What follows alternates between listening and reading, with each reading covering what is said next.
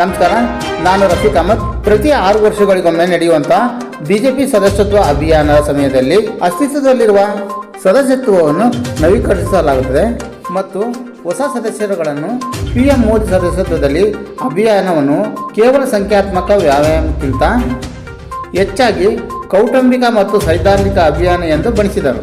ಭಾರತೀಯ ಜನತಾ ಪಾರ್ಟಿ ತನ್ನ ಸದಸ್ಯತ್ವವನ್ನು ವಿಸ್ತರಿಸುವ ಮತ್ತು ಮುಂಬರುವ ಚುನಾವಣೆಗಳಿಗೆ ಮುಂಚಿತವಾಗಿ ತನ್ನ ಸಂಘಟನಾ ರಚನೆಯನ್ನು ಬಲಪಡಿಸುವ ಉದ್ದೇಶದಿಂದ ಸೆಪ್ಟೆಂಬರ್ 2 ಸೋಮವಾರದಂದು ತನ್ನ ಸಂಘಟನಾ ಪರ್ವವನ್ನು ಸದಸ್ಯತ್ವ ಅಭಿಯಾನ 2024ರಂದು ಪ್ರಾರಂಭಿಸಲಾಯಿತು. ರಾಷ್ಟ್ರದ ರಾಜಧಾನಿಯ ಬಿಜೆಪಿ ಕೇಂದ್ರ ಕಚೇರಿಯಲ್ಲಿ ವಿಸ್ತರಣಾ ಕಚೇರಿಯಲ್ಲಿ ಕಾರ್ಯಕ್ರಮ ನಡೆಸಲಾಯಿತು.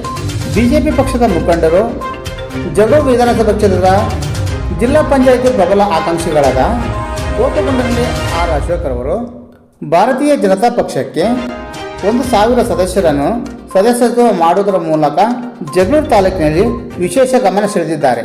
ಇದಕ್ಕೆ ಮೂಲ ಕಾರಣ ಪಕ್ಷದ ಸಿದ್ಧಾಂತ ಹಾಗೂ ತತ್ವಗಳು ಮತ್ತು ಜಗಳೂರು ತಾಲೂಕಿನ ಮಾಜಿ ಶಾಸಕರುಗಳಾದ SV ರಾಮಚಂದ್ರಪ್ಪ ಮತ್ತು HP ರಾಜೇಶ್ ಸದಸ್ಯತ್ವ ಅಭಿಯಾನದ ಸಂಚಾಲಕರು ಪದಾಧಿಕಾರಿಗಳು ಕಾರಣವೆಂದು ಬಿಜೆಪಿ ಪಕ್ಷದ ಯುವ ಮುಖಂಡರು, ಜಗಳೂರು ವಿಧಾನಸಭಾ ಕ್ಷೇತ್ರದ ಜಿಲ್ಲಾ ಪಂಚಾಯತ್ ಪ್ರಬಲ ಆಕಾಂಕ್ಷಿಗಳಾದ ಗೋಪಗುಂಡನಹಳ್ಳಿ ಆರ್ ಅಶೋಕ್ರವರು ಹರ್ಷ ವ್ಯಕ್ತಪಡಿಸಿದರು.